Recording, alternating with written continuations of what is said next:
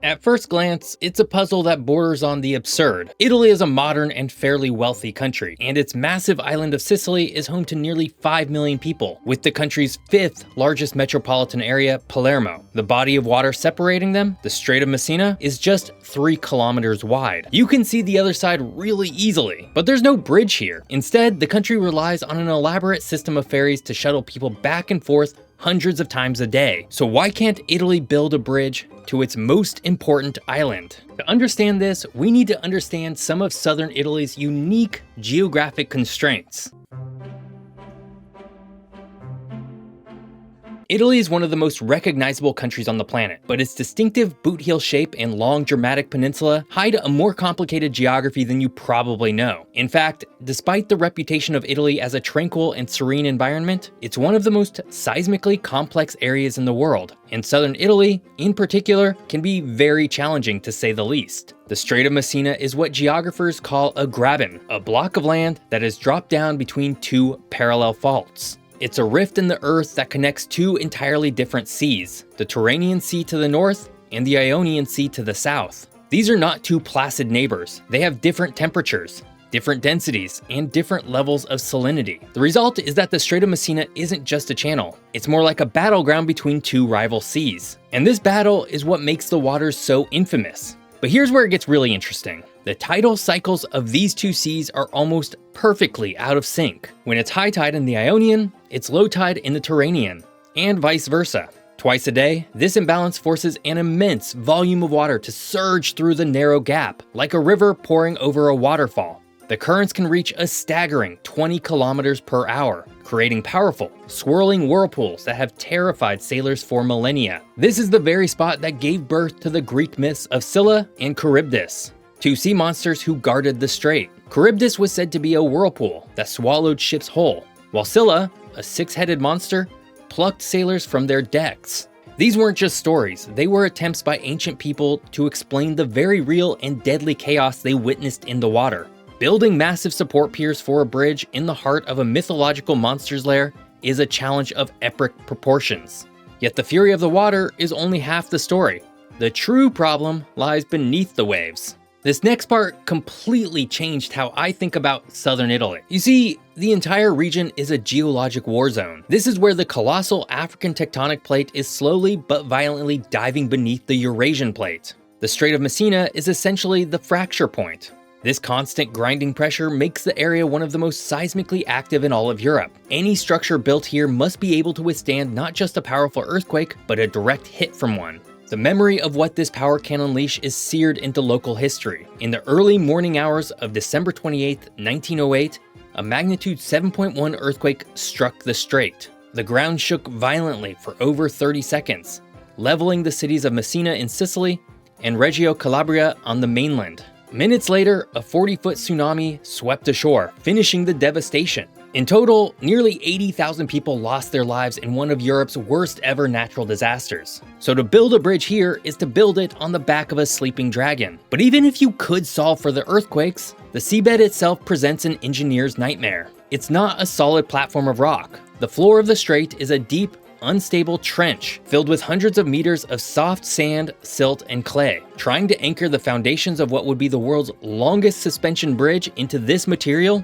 would be like trying to drive a stake into a mountain of shifting sand during a hurricane. The earth and sea have, for eons, thrown up every possible barrier to keep Sicily separate. They've created a gauntlet of killer currents, an unstable seafloor, and an ever-present threat of the ground tearing itself apart. These are not minor obstacles to be engineered around. They are fundamental forces of nature. And yet, for all their power, they aren't the only forces at play. For centuries, a different kind of separation, one of culture, politics, and ambition, has defined the island's story. It's in that long, complicated human history that the dream of a bridge was first born, and where it has been repeatedly broken ever since. Hey, are you enjoying this fascinating story about Italy's bridge conundrum? Well, that's just a glimpse of what our world has to offer. And if you love geography and want to dive deeper into the stories of places people love, then come join me over on Substack. Every week, I publish additional articles and insights that go beyond the videos, like this one where we try and figure out exactly what the Midwest even is. It's the perfect companion for anyone curious about this crazy world we live in. Oh, and best of all, it's 100% free to subscribe. So sign up with the link in the description below, or just scan the QR code that's been on your screen this whole time. Now let's get back to the Strait of Messina, because those Italians have been trying to build a bridge for longer than you know. Despite the geographic issues, for centuries, the dream of a bridge between Sicily and mainland Italy has persisted. But if geography made it so difficult, why did humans keep trying? The answer actually has little to do with concrete and steel, and everything to do with empire, power, and the complex, often fraught relationship between Sicily and mainland Italy. For most of its recorded history, Sicily was not truly Italian, at least as we think of it today. It was a world unto itself, a strategic prize in the heart of the Mediterranean. At one point, it was a jewel of the Greek world, and then a vital breadbasket for the Roman Empire. It's been conquered and shaped by Vandals, Byzantines, Arabs, Normans, and the Spanish. Its connections were often stronger to Athens, Carthage, or Madrid than to Rome. This long history of foreign domination and cultural fusion created a deep sense of separation and a unique identity that predates the modern nation of Italy by thousands of years. The idea that Sicily was an intrinsic part of a unified Italian state is a relatively recent concept, born out of the 19th century unification. So, when did the dream of physically bridging this cultural and political gap begin?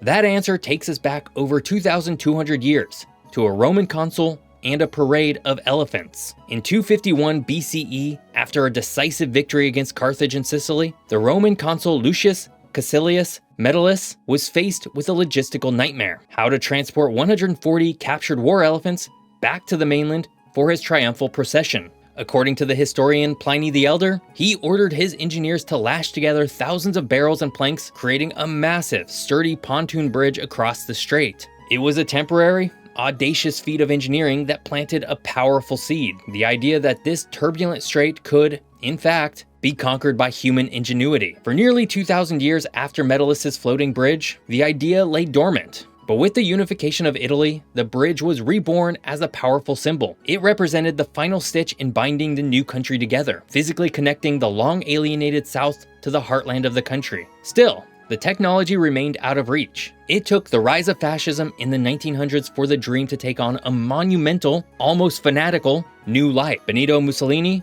saw the bridge as the ultimate expression of fascist will and engineering might, a colossal propaganda piece to showcase Italy's power to the world. Detailed plans were drawn up, but like so many of Mussolini's grand ambitions, they were ultimately consumed by World War II. But the bridge didn't die with Mussolini. In fact, the dream reawakened in the ashes of the war. During Italy's spectacular post-war economic miracle, the nation embarked on massive infrastructure projects, knitting the country together with highways and railways. And of course, the bridge to Sicily was resurrected, this time framed not as a tool of propaganda, but as a vehicle for progress. It would be a lifeline to the impoverished south, the Mezzogiorno, sparking economic development and integrating Sicily formally into the booming national economy. This vision led to decades of promises, studies, and political maneuvering. The project became a favorite talking point for ambitious politicians, a grand pledge trotted out during election cycles, only to fade away once the votes were counted. Then came what seemed like a game-changing moment. In 1981, the Italian government formed the Strait of Messina, SPA, a state-owned company whose sole purpose was to plan,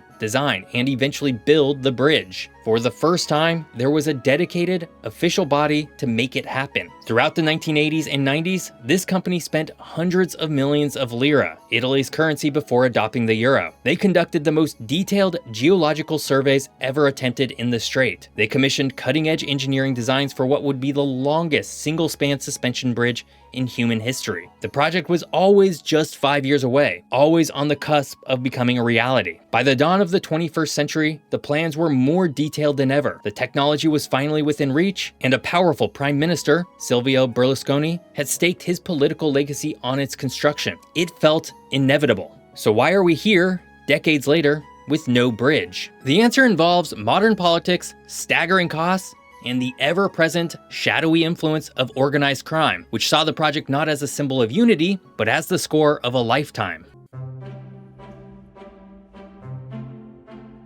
The final barriers to building this bridge are surprisingly not made of rock or steel. They're a toxic cocktail of modern economics, political paralysis, and the dark, pervasive influence of organized crime. This is the story of why, even when the bridge seemed closer than ever, it was ultimately consumed by the very society it was meant to unite. First, there's the staggering, almost incomprehensible cost. Over the decades, the estimated price tag for the Strait of Messina bridge has ballooned from a few billion euros to the latest official estimate of around 13.5 billion euros. This figure is so colossal it borders on the abstract. For that price, you could build dozens of hospitals, modernize hundreds of schools, or completely overhaul the often dilapidated railway and rail networks within Sicily and Calabria. This is the central argument of the project's critics. For many southern Italians, the idea of spending billions on a single symbolic project, while their local infrastructure decays, feels like a cruel joke. The astronomical price tag is enough to give any government pause. But in southern Italy, a project of this magnitude attracts a far more sinister kind of interest. This is where the story takes a dark turn. Massive public works projects have long been the primary feeding ground for Italy's powerful mafias, particularly Sicily's Cosa Nostra, and even more significantly, Calabria's 'Ndrangheta. The 'Ndrangheta has grown to become one of the wealthiest and most powerful criminal organizations on the planet, and their control over the construction industry in their home region is nearly absolute. For them, the bridge is the appalto del secolo, the contract of the century. Their infiltration wouldn't be a simple matter of extortion. They operate through a web of legitimate seeming companies that control everything from quarrying and concrete production to transportation and waste disposal. Through political corruption and intimidation, they would steer subcontracts to their own firms, ensuring a significant portion of that 13.5 billion euros flows directly into their wallets. But here's the game-changing twist, a detail that many anti-mafia investigators have pointed out. The greatest profit for the mafia may not be in a completed bridge at all, but in a perpetually unfinished one. A project that is endlessly delayed and subject to new studies and preliminary site work is a golden goose. It allows for continuous billing, siphoning off public funds year after year without ever having to deliver a final product. A finished bridge is a closed revenue stream. A forever stalled bridge is a monthly paycheck. This creates an almost impossible dilemma. To build the bridge is to risk handing billions to a criminal empire. To not build it is to surrender to their power. This catch-22 is layered on top of Italy's notoriously chaotic political system. Since the end of World War II, the country has seen nearly 70 different governments. This relentless instability makes the kind of decades-long political and financial commitment required virtually impossible. And so, the project has become a political hot potato, a symbol passed between opposing ideologies. Center-right governments, like those once led by Silvio Berlusconi, have championed it as a monument to progress and national pride. Center-left governments have typically scrapped it, dismissing it as a wasteful, corruptible extravagance. This endless cycle of greenlighting and canceling has paralyzed the project for generations, leaving it in a state of permanent limbo. And yet, the dream persists.